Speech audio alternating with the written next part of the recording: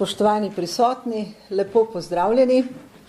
Še sreča, da v Sloveniji težko pričakujemo evropsko košarkarsko prvenstvo, da bomo imeli malo veselja, če ga že na političnem terenu primanjkuje.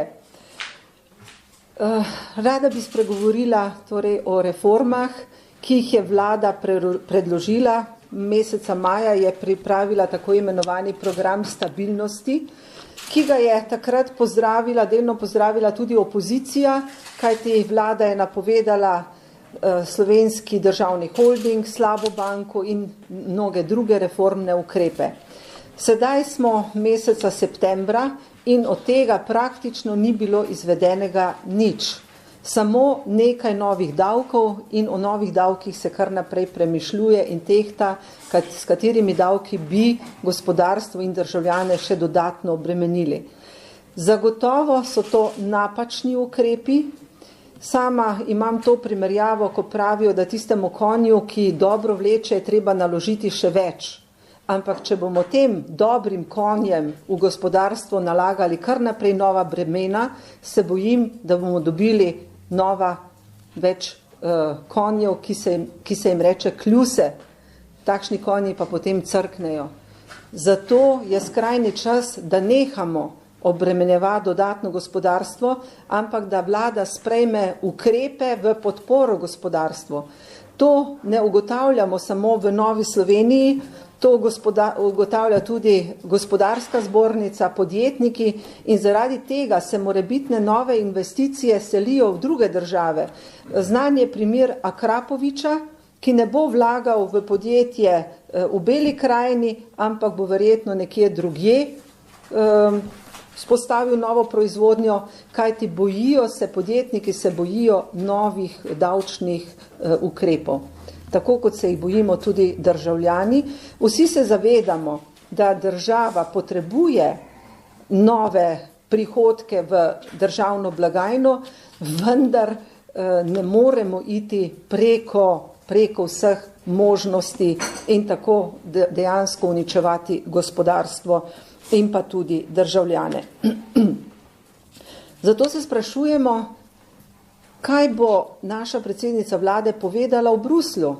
Torej imamo nabor ukrepov, ki jih praktično nismo izvedli, skoraj nobenega, razen povišanja DDV-ja in nekaterih novih davkov. In na ta način bo Slovenija znova izgubila kredibilnost.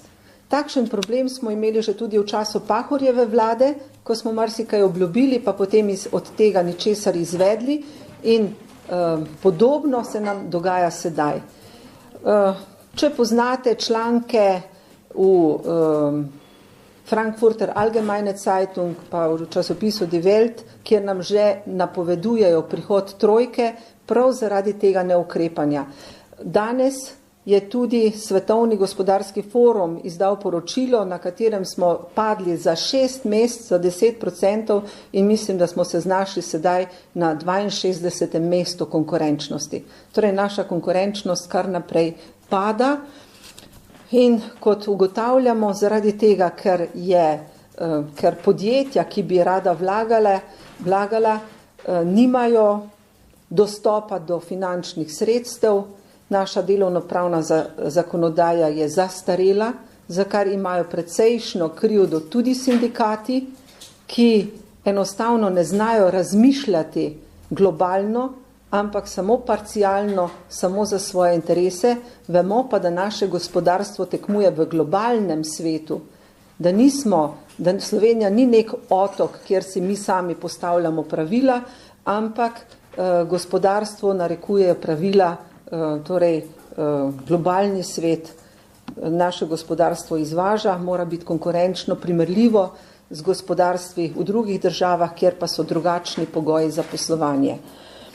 Torej, če hočemo ohraniti socialno državo, potem moramo najprej krepiti gospodarstvo in na to je naša vlada pozabila. Predsednica vlade se je sicer sestala z gospodarstveniki, predlagala naj predlagajo ukrepe, gospodarstveniki že nekaj časa predlagajo vedno iste ukrepe, ampak žal teh ukrepov potem vlada ne izvede. Tudi evropski komisar Olli Rehn je pred tedni posvaril, da imamo v Sloveniji, da se v Sloveniji davki preveč povišujejo, torej to nikakor ni rešitev. V Novi Sloveniji smo proti takšnemu pretiranemu poviševanju davkov na vseh področjih. Zavzemamo se za to, da bi se čim prej vzpostavila slaba banka, slovenski državni holding, katerega namen je prav dobro gospodarjenje z državnim premoženjem in odprodaja tistega državnega premoženja, ki ni strateškega pomena, kajti privatizacija je nujno potrebna in izkušnje kažejo, da prav v državnih podjetjih je največ korupcije, tam politika najbolj ima razpredene svoje lovke, to kažejo tudi zadnji primeri nastavljanja različnih političnih kadrov v državna podjetja, v nadzorne svete. Nadzorne svete seveda je prav, dokler ni podjetje privatizirano, ne pa nastavljanje političnih kadrov v upravne odbore, kot je znan primer Gašpar Mišič.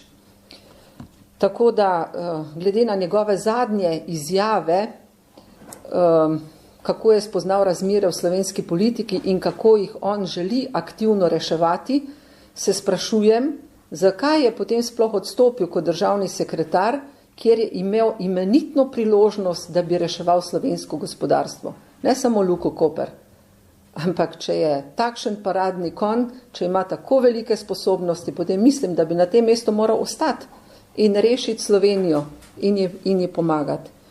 Vendar se je odločil drugače, kar je nehigienično in mislim, da neprimerno, da nekdo, ki prihaja naravnost iz politike, je postavljen na čelo enega največjih podjetij v državi, kamor bi morali res postaviti kompetentne, strokovne, neodvisne ljudi, ki bi imeli predvsem izkušnje na gospodarskem področju. Ob vseh teh kazalcih, ki sem jih navedla, torej padanje naše konkurenčnosti za 6 mest na 62. mesto, neizvajanje tega programa stabilnosti,